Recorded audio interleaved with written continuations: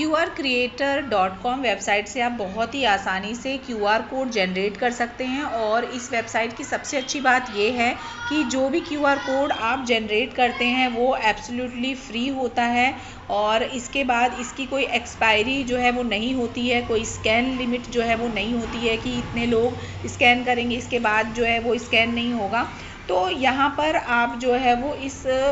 Website को QR code को generate करने के लिए यूज़ कर सकते हैं। आप इस वेबसाइट पे जाइए और इस तरह से नीचे जब स्क्रॉल करते हुए आप जाएंगे तो डिफरेंट आपको लोगो दिखाई देंगे कि किस तरह का QR कोड जो है वो जनरेट होके आने वाला है, उसका एक डिज़ाइन दिखाया गया है। तो यहाँ पे आप डिफरेंट टाइप के हैं, आपको जैसा भी अच्छा लगे वो आप यूज़ कर सकते हैं। ठीक है, तो यहाँ से करना ये है कि आप इनमें से कोई एक सेलेक्ट करेंगे। लाइक मैंने राउंडेड सेल यूज़ किया, मैं इसे क्लिक करूँगी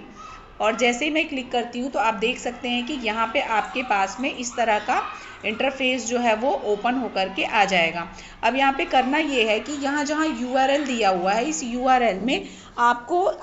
जो भी आप वेबसाइट का लिंक यहाँ पे देना चाहते हैं वो यहाँ पे पेस्ट करना होगा। इसके लिए आप फिर से अगेन जो है वो गूगल पे जाइए और वहाँ पे जैसे कोई ट्री है उसके बारे में आप सर्च करना चाहते हैं, जैसे नीम ट्री है, इसके बारे में आपको डिटेल चाहिए, नीम ट्री, और इसकी साइंटिफिक नेम भी आपको चाहिए और उसके बाद डिटेल्स भी चाहिए। तो आप जिस भी वेबसाइट में जाएंगे, लाइक यहाँ पे विकीपीडिया है और इसकी सारी डिटेल यहाँ पे दी गई है, तो मैं फ़िलहाल विकीपीडिया पे इस तरह से मैं गई हूँ। आप देख सकते हैं नीम ट्री के बारे में सारी डिटेल यहाँ पे दी गई है, साइंटिफिक नेम, डिस्क्रिप्शन और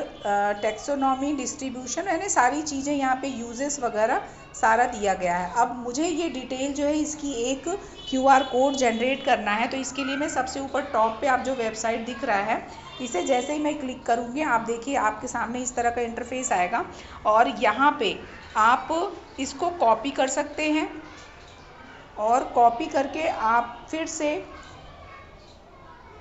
आपको उस पेज पे जाना है जहाँ पे QR कोड जनरेट कर रहे थे। तो उसके लिए जो राइट हैंड साइड में सबसे टॉप पे 3 डॉट्स दिख रहे हैं, इन डॉट्स को मैं क्लिक करूँगी, हिस्ट्री को क्लिक करूँगी और हिस्ट्री के बाद आप देखिए थोड़ा सा नीचे जाएंगे तो QR क्रिएटर, यहाँ वापस हम इस पेज पे जाएंगे, URL में जा कर के इसे पेस्ट कर देंगे हम अपनी लिंक को और बस इसके बाद और कुछ नहीं करना है। आप ओके कर दीजिए और ओके करते ही आपके लिए नीचे एक QR कोड जो है वो जनरेट होकर के ये दिखाई देने लगेगा। तो आप इसे डाउनलोड कर लीजिए, या आपकी फ़ाइल में डाउनलोड जहाँ पर है वहाँ पे दिखाई देगा, या फिर आप इसको स्क्रीनशॉट भी ले सकते हैं। स्क्रीनशॉट लेके आप ये कर सकते हैं, जैसे कि आप अपनी गैलरी में जाइएगा और स्क्रीनशॉट लेने के बाद जैसे कि आपने नीम ट्री के बारे में ये QR कोड जनरेट किया है तो आप इसको थोड़ा सा एडिट कर लीजिए। जैसे कि हम इसे क्रॉप कर लेंगे और जहां तक हमें ये चाहिए जिस उतना क्रॉप कर लेंगे, ऊपर से थोड़ा सा स्पेस हम छोड़ेंगे क्योंकि हमें वहीं पर ही इसके बारे में लिखना है कि ये QR कोड जो हमने जनरेट किया है वो किसके बारे में है। टेक्स्ट ऑप्शन में जाएंगे और हम इसे लिख देंगे नीम।